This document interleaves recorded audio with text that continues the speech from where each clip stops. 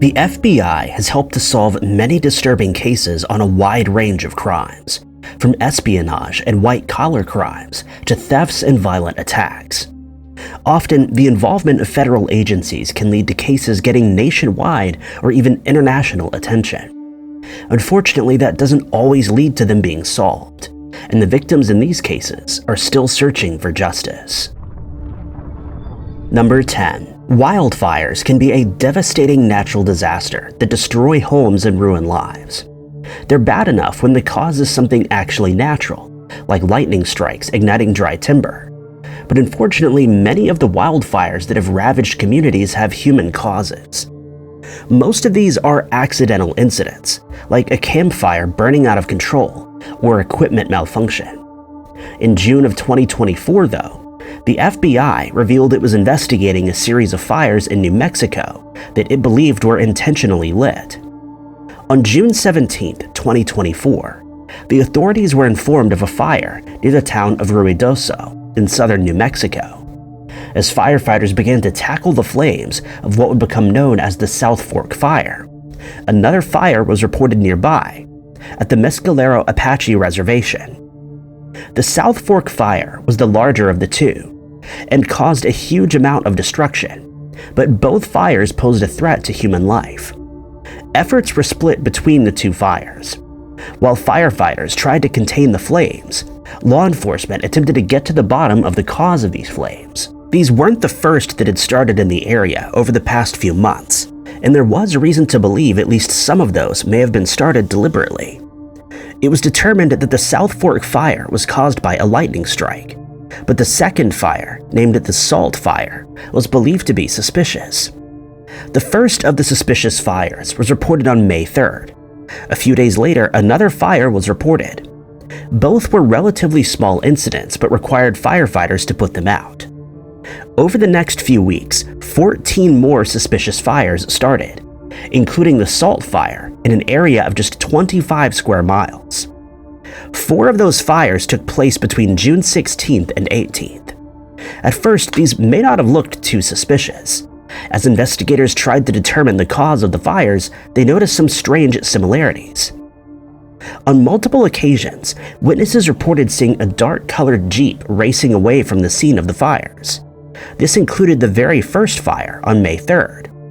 That time, the person driving the Jeep was the same person who reported the fire.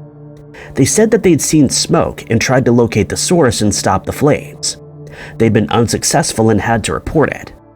But as the same Jeep was seen at more and more fire starts, it began to seem suspicious. Investigators also found shoe prints. The prints had come from a pair of women's Vans sneakers. In June, the FBI announced they'd spoken to 2 people, a couple they believed were connected to the fire starts. The man was a wildland firefighter and the person who'd contacted authorities about the May 3rd fire. He denied on social media any involvement in causing the fires and claimed he'd only been there to help put them out. His job would give him some reason to be at the various scenes, but it wouldn't explain why his girlfriend had been there, wearing Vans rather than fire boots that would be required to protect her from the flames. Neither individual has been charged, and it remains possible they had nothing to do with the mysterious incidents. The FBI has offered a reward of $10,000 for information leading to an arrest and conviction in this case. Anybody with information can contact the FBI's tip line at 1-800-225-5324 or online at tips.fbi.gov. Number 9. Kevin Robert Harris II was an up-and-coming music producer who had his life cut short in 2009. The case quickly went cold, but Kevin's parents have continued to push for answers in this disturbing unsolved mystery. Kevin was 21 years old in 2009 and had a promising career ahead of him. He'd started to play piano in his freshman year of high school and quickly showed a talent for music. After graduating, he worked odd jobs in the day and mixed tracks at a music studio in the evenings. His work had attracted the attention of established artists, and one of his tracks was bought by Ice Cube. According to his father, Rihanna and Britney Spears were also interested in his music. Investigators would later find that Kevin had no enemies. There didn't seem to be anybody that had anything bad to say about him. But in the final weeks of his life, there seemed to be something wrong. His father recalled him looking over his shoulder a lot when he walked into the house, and he once asked about getting bulletproof windows on his car. Whenever anybody asked if he was alright, he said he was fine. September 20th, 2009 started like any other. Kevin had arranged to meet with a rapper at a music studio in Inglewood, California. He arrived at the studio at around 8 p.m.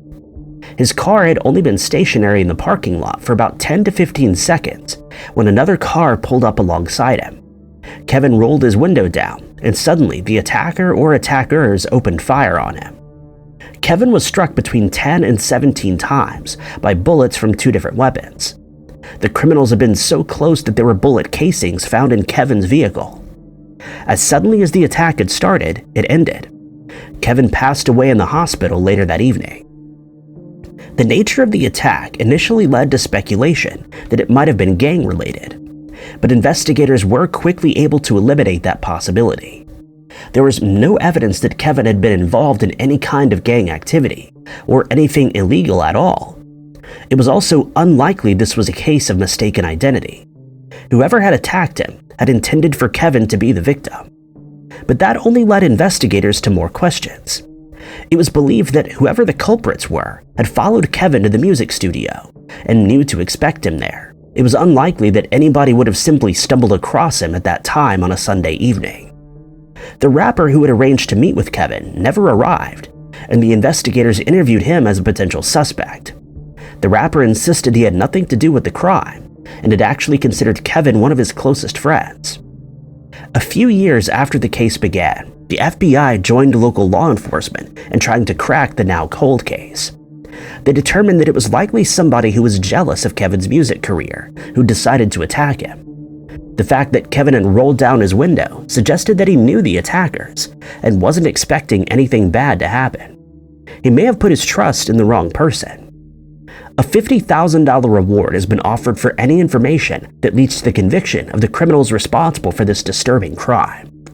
Anybody with information can contact the FBI's Los Angeles field office at 310-477-6565. Number 8. More than 50 years after her life was taken from her, the FBI is still trying to solve the case of Joyce Malecki. A Netflix documentary renewed interest in the case, with a possible connection to other unsolved cases in the Baltimore area, raising even more questions. Joyce was 20 years old when she disappeared in 1969. The last time that she was seen alive was November 11, 1969. She was an office worker employed by a liquor distributor in Baltimore, Maryland. She was close with her family, including her 3 brothers, and had a boyfriend who was stationed at nearby Fort Meade. The day of her disappearance was another ordinary day. She decided to go Christmas shopping at Herondale Mall and had plans to meet her boyfriend for a dinner later that evening. Joyce's younger brother, Daryl, was the last member of the family to see his sister alive. She'd come to the fast food restaurant where he worked to switch her own car with the family's Chevrolet Impala. There was nothing to indicate that her life was in any danger. When Joyce didn't show up for the dinner date, the search for the missing woman began. The Chevrolet was found abandoned near Fort Meade Base. A few days later, Joyce's body was found by 2 hunters making a deer blind near the Little Patuxent River. Joyce was partially submerged in the creek, which was on federal property that was part of a military base. The location meant that her case fell under FBI jurisdiction. Joyce had many wounds that indicated she'd fought back against her attacker or attackers. She'd scratched them, and DNA was found under her fingernails. Sadly, it hadn't been enough to save her life. She was found with her hands tied behind her back. The police could find nobody in Joyce's life who would have wanted to hurt her. It wasn't long before Joyce's case was connected to another disturbing crime that had taken place in the area. A Catholic sister named Kathy Sesnick had gone missing shortly before Joyce's disappearance. She had a similar appearance and was from roughly the same area as Joyce. Sister Kathy had worked at a school not far from Joyce's home. Her remains were found on January 3rd on a dumping ground in nearby Lansdowne. The cause of her passing was different to Joyce's, but foul play was obvious in both cases. The police could not find any clear connections between the 2 women. If they'd been attacked by the same person, it seemed less likely that it was a personal grudge against both of them. In the years that followed the crimes, 2 other young women went missing from the same shopping center where Joyce had disappeared. Their bodies were later recovered, and foul play was involved in both cases. It would later emerge that Sister Kathy's case may have been connected to other crimes that were occurring at Archbishop Keogh High School, the school where she worked. Father Joseph Neskel, a guidance counselor at the school, was a possible suspect in Kathy's case, but there seemed to be little connecting him to Joyce. But this was the angle that the 2017 Netflix documentary, The Keepers, took, which renewed interest in the case. In 2023, a man named Forrest Clyde Williams was identified as the person responsible for taking the life of one of the other people who'd vanished from the same area where Joyce went missing. Genetic genealogy was used in that case, and Williams had already passed away before he could be identified. Later that year, the FBI exhumed Joyce's remains and took fresh evidence. The FBI also revealed that the file on Joyce's case was thousands of pages long, but some evidence had been destroyed in the more than 50 years since the case began. It was never revealed what the FBI was hoping to find, but the fact that work is continuing in this case gives hope that it could be solved. Number 7. In 2006, on the first day of the carnival in Rio de Janeiro, a gang of 4 men walked out of an art museum with 4 valuable paintings and a book of sketches by Pablo Picasso. None of the works have ever been found, and it remains one of the FBI's top 10 art crimes. The case has been likened to the infamous Stuart Gardner Museum theft. Like in that crime, the timing of the theft coincided with celebrations that would keep the police busy. The thieves were also very single-minded in their purpose. They knew what paintings they'd come for, and they got in and out of the museum quickly. And like the Stuart Gardner case, it's never been solved. The crime took place on February 24, 2006, at about 4 p.m. The museum at Chacara do Sul was relatively empty. Most of the people who were in the city had come for the carnival, not to visit one of the 2 art museums. There were only 3 guards on duty, and none were armed. It was easy for the 4 men to overpower the guards and the few visitors. They carried weapons but didn't fire during the heist. 2 security guards were hit with the butts of the weapons when they tried to stop the thieves from escaping, but that was it. The criminals stole valuables from the few guests, but their main focus was just on 4 paintings and a book. The works selected were The Dance by Picasso, Marine by Monet, Garden of Luxembourg by Matisse, and 2 balconies by Dali, as well as a book by Picasso titled Toros. It was as if the criminals had a shopping list of art that they'd come to steal, or at least had decided beforehand. There was very little security at the museum. The criminals forced the guards to turn off the cameras and building alarms, and there were no alarms on the paintings themselves. They weren't even secured to the walls and were simply hanging on nylon strings. It was easy to simply lift them up off the walls. As they attempted to make their escape, 2 guards tried to stop them, and The Dance was pierced slightly in the scuffle. But the guards were unable to stop the thieves, and they piled into a van and escaped. The driver of the escape vehicle was later located, but told the police that he'd been forced to participate. Very few clues were ever found. The police located part of a frame, which was believed to have come from one of the paintings. It was burned, and they assumed that the paintings had also been burned and destroyed. But years later, one appeared on an auction site in Belarus. Luxembourg Gardens was listed for 4 hours before being removed. Interpol became involved with the case and determined that the art thief and forger, Mitchell Cohen, may have been involved in the crime. Cohen was already wanted by Interpol and authorities in the United States and Brazil when the announcement was made. Due to the international nature of the crime, the FBI became involved. It's possible that the works were transported to the United States or elsewhere in the world.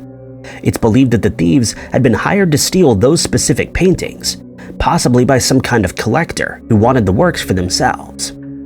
There's been little update in the case since the crime first happened, but the FBI continues to appeal for information, which can be passed on through the website tips.fbi.gov. Number 6. On June 15, 2022, Brazil Johnson had her life taken from her.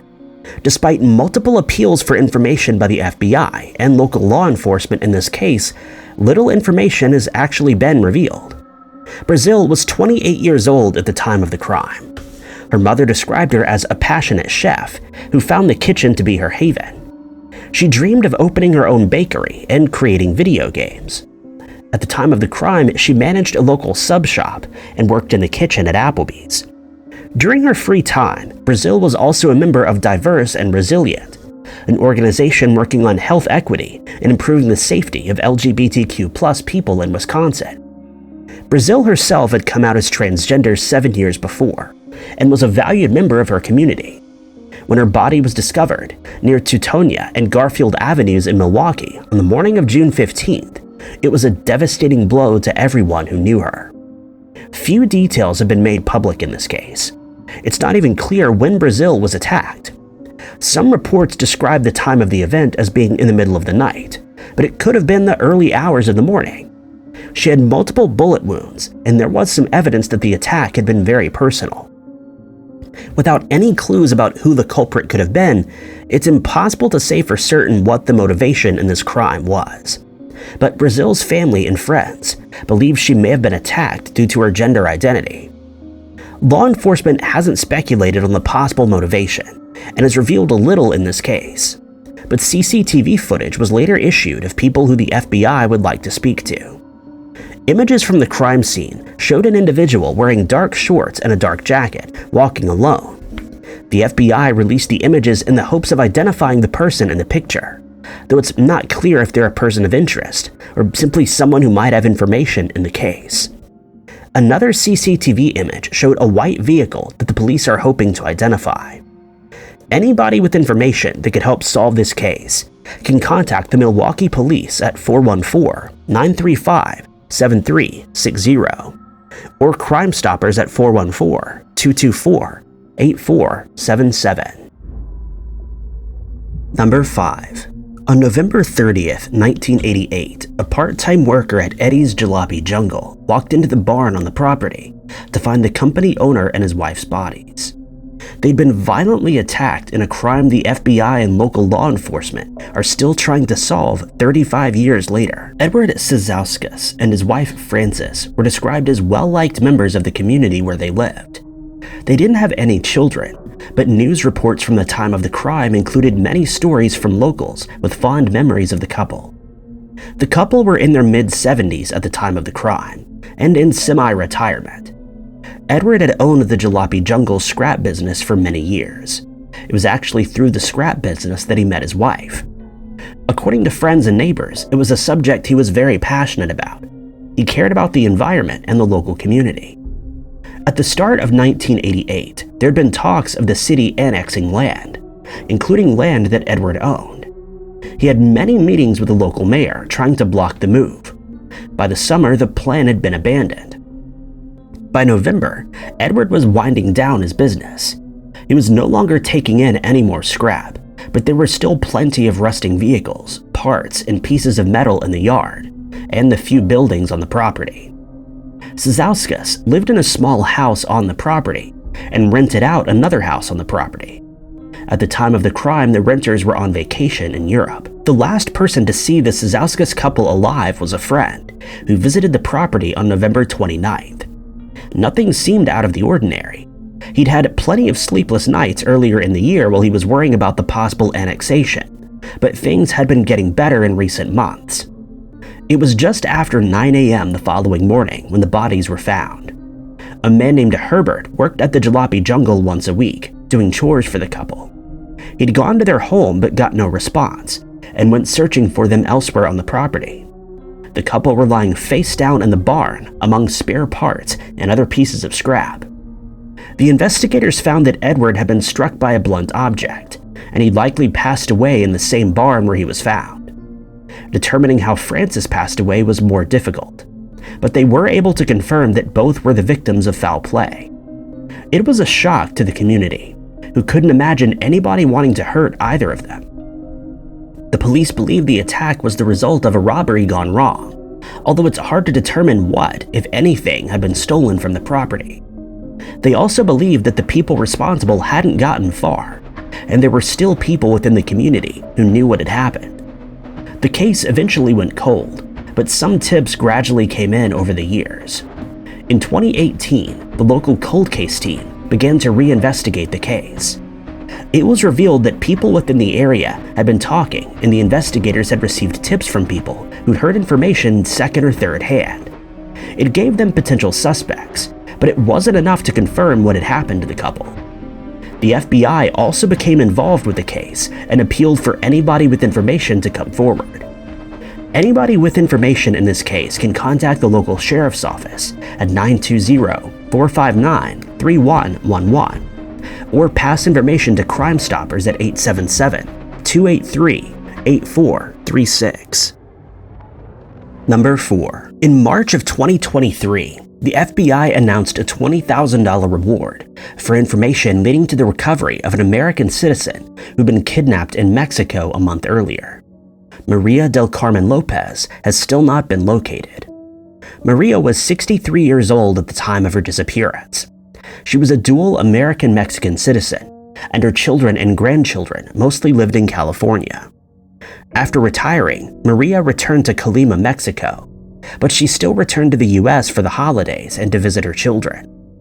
The last time her children saw her in person was in December of 2022, a few months before she vanished. They had no idea that so soon into the new year, something terrible would happen. February 9th, 2023 began like any other day. According to a website set up by her family, she'd gone to visit a store owned by a relative and stopped by for a chat before returning home to do some gardening. She was out in her garden when a van pulled up outside her home in Pueblo Nuevo. There were plenty of witnesses around, partially because Maria allowed the local youth to use her Wi-Fi. So there were lots of people who reported seeing 3 hooded men jump out of the van and run towards Maria. Maria struggled against the attackers, but they managed to drag her into the van and drive off. Shortly afterward, Maria's family back in the US received a phone call from the kidnappers. They played an audio recording where Maria begged her children to help her and named several of them as proof that she was still alive. Then the kidnappers demanded what the family called an unattainable ransom. The family told the kidnappers they couldn't get that kind of money. It's likely that because the family lived in the US, the kidnappers thought they were more wealthy than they were. A second phone call came, but the ransom hadn't changed, nor had the family's ability to pay it. That was the last time the family heard from the kidnappers.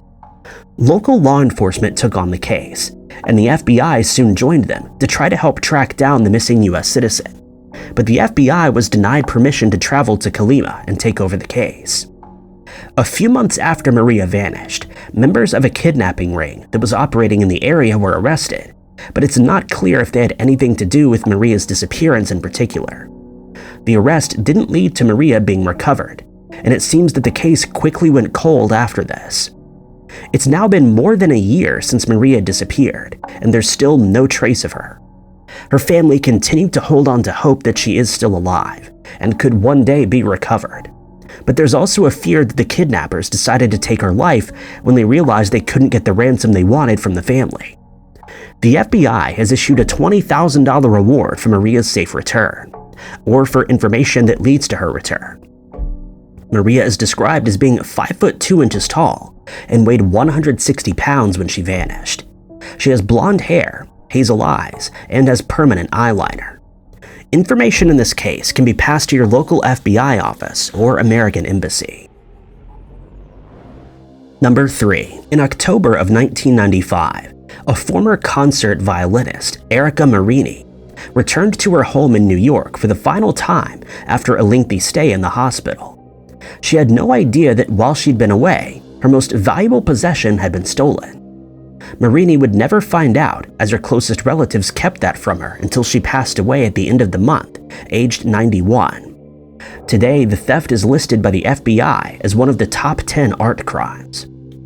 The item stolen was the Davidoff Stradivarius violin. Stradivarius violins are those made by the master craftsman Antonio Stradivari, who lived in Italy between 1644 and 1737. Today, his violins can sell for hundreds of thousands or even millions of dollars. They're coveted by violinists and collectors. In 1924, Erika Marini's father bought one in Paris for $10,000. Erika was born in Austria in 1904 to a music teacher, Oscar Marini. It was quickly clear that she was a prodigy with the violin, and her parents nurtured her talent. Before she even turned 18, she had traveled to the United States and performed at Carnegie Hall. She stood out not just because of her young age, but because she was a woman. Female violinists were rare in concert halls, and she amazed critics. It was shortly after she arrived in the US that her father purchased the Davidoff Stradivarius violin. It became her most coveted possession. Even when Erika's concert career faded away, she kept the violin. For a while, she taught music, but students found her difficult to work with. In 1976, she gave her final performance and allegedly never touched her violin again. But Erika always wanted to keep it close to her. In the final years of her life, she lived alone in an apartment in New York. Her husband had passed away long ago and she didn't have any children. In fact, according to the doorman of her apartment building, she didn't have many guests at all. But she would occasionally get visits from other violinists who would come to see the legendary Stradivarius violin in person. Erika liked to keep it close by. Rather than in a special safe or some other secure location, it was kept in a china cabinet in her bedroom. It was locked, but the skeleton key to the cabinet wasn't particularly hidden. Those who were close to Erika pleaded for her to keep it in a more secure location, or to at least pay for it to be completely insured, but Erika refused. She did allegedly consider selling it, but wanted $4 million for the instrument, and the dealer she went to didn't believe it would sell for that much. At the end of her life, Erika was very ill and in and out of the hospital. During that time, according to her doorman, people started to come and visit her more often. Among those were her goddaughter, Erika Bradford, and her daughter, Valerie. During Marini's last hospital stay, the Bradfords visited her apartment many times. According to them, they were cleaning and preparing it for when Marini returned home. During one of these trips, on October 18, 1995, they noticed that the violin case in the china cabinet was not the one that was usually there. They checked the case and found it was empty. The Stradivarius was stolen. After calling the police, they discovered that a number of other pieces of art, notes, and correspondence had been taken from the apartment.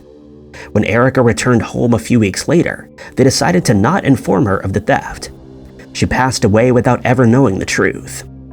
A few suspects have been identified, including the Bradfords, a neighbor who allegedly tried to insert himself into Erika's life, and the violin dealer, who she had approached about selling the piece. In each case, no evidence has ever been found and the violin remains missing. Today, it would be worth around $3 million. The insurance company has offered a $100,000 reward for the return of the instrument. Anybody with information on this case can contact the FBI's New York office at 212-384-5000. Number 2. For over 40 years, the friends and family of Mary Bobo Shin have been trying to get to the bottom of the mystery of what happened to her on a warm July day in 1978. Even with assistance from the FBI, little progress has been made in the case. Bobo was an art teacher in the small town of Magnolia, Arkansas, where she lived all of her life. She got her artistic talent from her mother and an interest in real estate from her father. At the age of 25, she'd recently started to get involved in house flipping in her free time. In the summer of 1978, she just finished renovating a house on E. McNeil Street and put an advertisement in the local paper. Beginner's Delight, 2-bedroom house completely remodeled, good location. The advertisement had attracted the attention of a man who said he had land on Taylor Highway that he was looking to trade. On July 19th, Bobo showed him around the house. Nothing was decided at the time, but the man showed interest. The following day, Bobo spent the morning at her art studio. At around 11 a.m., she received a call from a friend inviting her to hang out. She agreed, but she said she had a meeting with the man about the house and was waiting for a call from him. His car was undergoing repairs and she was going to give him a lift from the local Easy Mart to the house. Bobo expected to meet up with her friend around 1:30 p.m. Witnesses at the Easy Mart and the car dealership across the road described a man with dark hair and a distinctive lazy gait getting into Bobo's car around noon. Just an hour later, the same car was discovered parked at the back of the local grocery store. It was unlocked and covered in a fine layer of dust.